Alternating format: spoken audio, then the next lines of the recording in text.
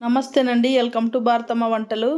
ఈరోజు ఈ వీడియోలో ఇంట్లోనే సింపుల్గా బార్బిక్యూ ఎలా చేయాలో చూపిస్తాను. చికెన్ ఇలా నిప్పుల మీద కాల్చుకొని తింటే చాలా టేస్టీగా ఉంటుందండి. బార్బిక్యూ ఎలా చేయాలో వీడియోలోకి వెళ్ళి చూసేద్దాం.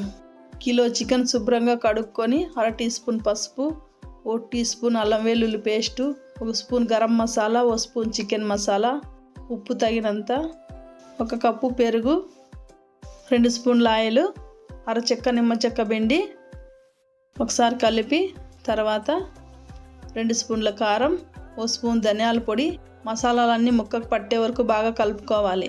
ఇలా మ్యారినేట్ చేసిన చికెను గంట సేపు ఫ్రిడ్జ్లో కానీ పక్కన కానీ పెట్టుకోవాలి. బార్బిక్యూలోకి గ్రీన్ చట్నీ ఎలా చేయాలో చూపిస్తాను. మిక్సీ జార్ తీసుకొని 2 ముక్కల అల్లం, 1 పచ్చిమిర్చి, కొత్తిమీర, పుదీనా, మిరియాల పొడి కొద్దిగా, వేయించిన జీలకర్ర పొడి కొద్దిగా, 2 స్పూన్ల నిమ్మరసం, 4 స్పూన్ల పెరుగు, తగినంత ఉప్పు వేసి మిక్సీ పట్టి బౌల్లోకి వేసుకోవాలి.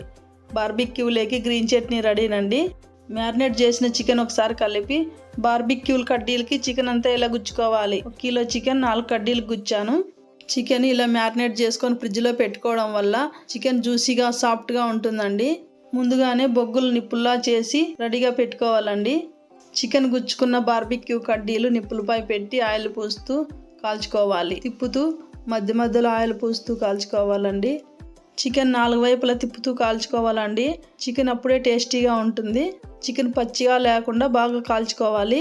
ఇంకా ఈ వీడియోని లైక్ చేయకపోతే లైక్ చేయండి, సబ్స్క్రైబ్ చేయండి, పక్కనే ఉన్న గంట సింబల్ నొక్కండి. నేను పెట్టే ప్రతి వీడియో మీకు నోటిఫికేషన్ ద్వారా వస్తుంది. చూడండి, నిప్పుల మీద చికెన్ ఇలా కాల్చుకోవాలి. చికెన్ కాలిందండి, ప్లేట్లోకి తీసుకుందాము. ఇంతకుముందు గ్రీన్ చట్నీ చేసాం కదండి.